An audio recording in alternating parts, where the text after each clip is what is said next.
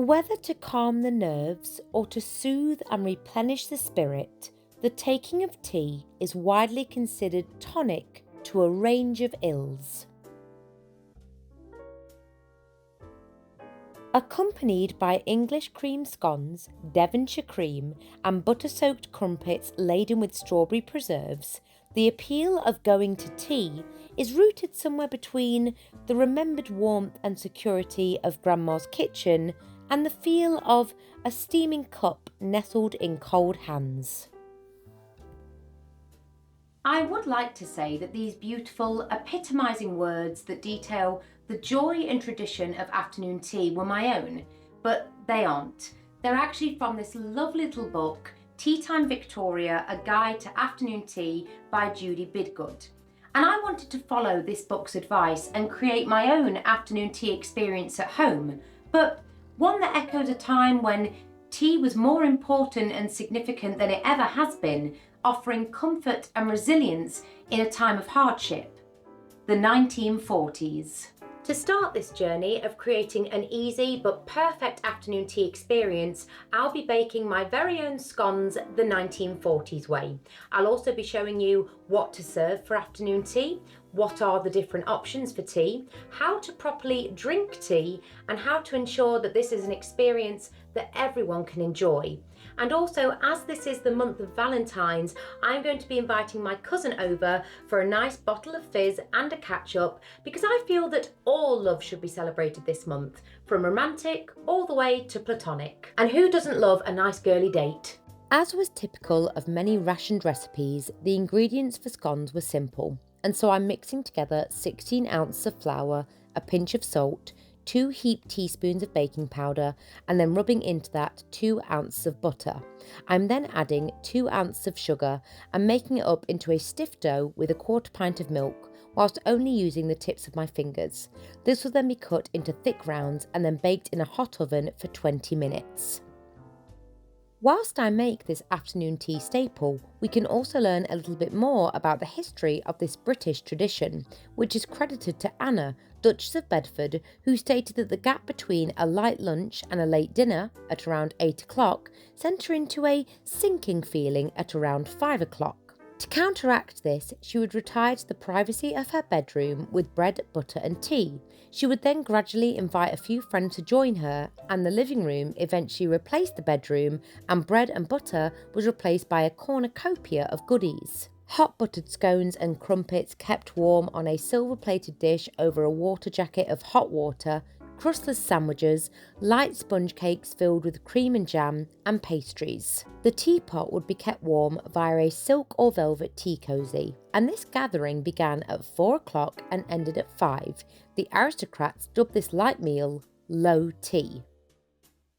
By the mid-century, afternoon tea had become a national institution, provided to train passengers in baskets to make them feel right at home. High tea referred to a meal enjoyed by the working class, who would have their main meal at lunchtime, but then have leftovers and tea at the end of their working day around supper time. Their spread would include sardines, potted meats, cakes, preserves, bread, butter and toast. Nowadays we don't really use the phrase low tea anymore, but high tea is still referred to. In the early 1700s in London, tea was also bought outdoors for the first time, and whereas coffee houses only welcomed men, tea gardens also welcomed women and children and all social classes. Tea would be accompanied by experience, fireworks, concerts, variety shows and dancing, whilst people were surrounded by fountains, candle lanterns and statues.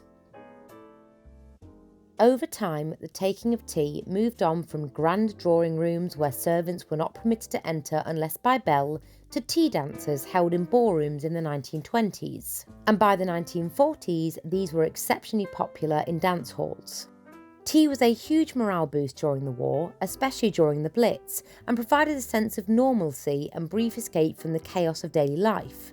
A small but meaningful pleasure. And this was the same for soldiers. Tea for troops played a crucial role in boosting morale. The British Army especially had a tradition for drinking tea, and soldiers were provided with rations of tea as part of their kit. The brew up was an essential part of their daily routine, even in the most dire of conditions. The warmth and familiarity of a cup of tea helped them to cope with the stresses of war. And although tea was rationed, it was still widely available, and the British government made sure that it was affordable for most families. The government even ran campaigns encouraging people to drink tea as a form of national unity, whether on their break during a long factory shift or atop the rubble after a night of raids.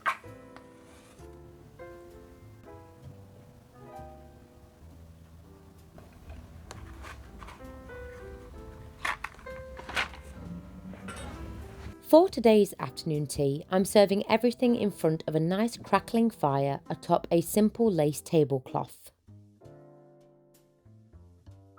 I also wanted to add some flowers to my table, and I've gone for tulips, and although I'm very much not a florist, I did read that the best thing to do is to remove any leaves that will sit below the waterline and leave the rest of the tulip intact. I didn't realise this, and so I've added some flowers that we just had around the house to make up for my mistake. The centrepiece is this traditional Brown Betty teapot, kept warm by this beautiful hand-knitted tea cosy. I'm then adding this two-tiered cake stand adorned with my homemade scones, sandwiches which are potted meat and the others are cheese, as there wasn't much in the way of exotic ingredients and so simplicity is key, some oat biscuits and jam tarts. The jam and clotted cream are served in two separate bowls, and although preserves would have been rarer in the 40s, people could still make their own. I'm also serving mixed nuts, buttered crumpets, which could be margarine if your butter ration was low, and a traditional Victoria sponge on this vintage glass cake stand. The goodies you can offer can vary depending on the occasion. Mine are all inspired by a typical 1940s afternoon tea, except these two glasses which are meant for champagne, which is purely a spot of luxury and for a sense of occasion. Now, for the tea, which is of course the main event, you can choose whichever flavour you prefer. But in the 1940s, people would rely on a good, strong black tea like English breakfast or Assam. It really didn't have to be anything fancy. The key was a robust brew that would stand up to milk and sugar. And to keep things feeling authentic and to make everything seem like a bit more of an occasion, I'm going to be using loose tea leaves from my vintage tea caddy. But before we do anything, we do of course have to boil the kettle, but we're not boiling the kettle for the tea just yet. No, instead we're going to boil the kettle and then fill our teapot with a bit of hot water, give it a swirl and then leave it to stand for 2 minutes. This way our teapot will warm nicely before we add the tea leaves.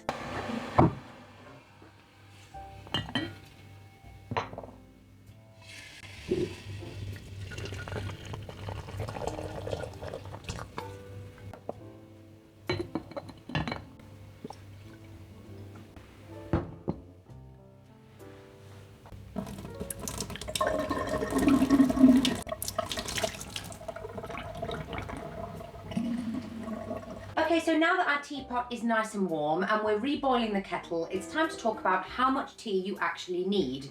Now, the usual recommendation with loose tea leaves is to do 1 heaped teaspoon per person and then 1 for the pot. So if I was serving myself and my cousin, I would do 1 heaped teaspoon for myself, 1 for my cousin, and then the final 1 for the pot. Once you have the correct amount of tea leaves, it's time to add your water and then leave your tea to brew for about 3 minutes. And although some recommend the brewing time to be as long as 5 minutes, 3 minutes is usually the perfect time to have a nice robust tea without it being too strong.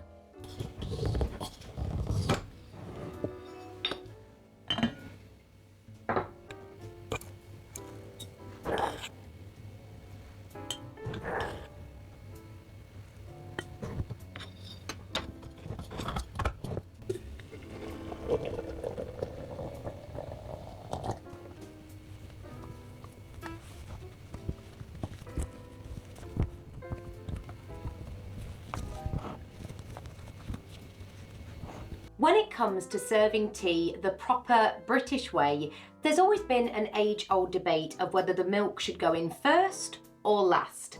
Let's all be honest with ourselves, we've all had this argument at some point. The actual origin of milk going in first started with the working classes who just couldn't afford proper china. So if they poured boiling water straight into their cup, it might break or crack, and so to avoid this they would pour the milk in first to slightly cool everything. Whereas if you were a little bit wealthier, you could afford good quality bone china, which is built to withstand boiling temperatures. So I guess what I'm saying is it's really up to your preference, which I know is not very satisfying win to that argument, but that really is the case. Personally, I like to add the tea in first and then a spot of milk afterwards, and sugar of course if you wish, but because we're using tea leaves, it's important to use a tea strainer. And I love these, not only because they make everything feel a little bit more luxurious, but because they're great for catching the icky, leafy bits so that they don't collect at the bottom of your teacup, which you definitely don't want unless you're having your tea leaves read, of course. So what you want to do is you want to take your tea and pour it directly in the middle of that tea strainer so that it can collect any residue that we definitely don't want in our tea. And then all you need to do is pop that back. And it's time to add just a spot of milk, or at least that's what I like. Have it as milky as you like. I don't judge. And there's also, would you believe, a bit of an etiquette, I won't say rule, but etiquette advice on how to properly stir your tea, because usually what people will do is this business. We've all been there, I do that, you know, but with a teacup, as you can see, where the tea is much smaller, the amount of tea it can hold, you can have spillages. It makes a really nasty clanky noise that's a bit distracting. It's not incredibly elegant. So if you'd like to try something different, you can think of your teacup as a clock face and instead do a 6-12 motion. So just a back and forth motion, just like that, which still stirs your tea, but in a way that won't distract your guests with an awful clanky sound. And you know, we've all been there. I do that, you know, daily. But to feel a little bit more elegant, if you will, you can try the 6-12 motion and then gentle flick, put that just there and enjoy your tea. You know, if I had a calling card, it would definitely be lipstick on the rim of a teacup. But what advice does Judy give us in how we can properly enjoy an afternoon tea experience? This is beautiful. Thank you so much. It's I've been incredible. desperate to catch up with you, so grab this seat. You'll be comfy on this Okay. one, I think. Oh. Yeah. But grab a seat. I've just Thank boiled you the so kettle. much. Oh my gosh, perfect. I made the Number 1, share it with friends. Number 2, let go a little. And number 3, really show your dental work. Tea does not have to be steeped in formality. And 10 points for you if you got that tea theme joke. It is simply a way to connect with others or to find peace alone. Judy says it best. Tea not only unites us in a camaraderie of sharing cup and company, but it is a refuge from the elements and a solace against the hurried outside world of decision-making and schedules. She understood perfectly the timeless charm, comforting nostalgia, and unavoidable unwinding that one gets when taking that first steamy sip. And as old school as it may seem, that's a feeling that will never get old.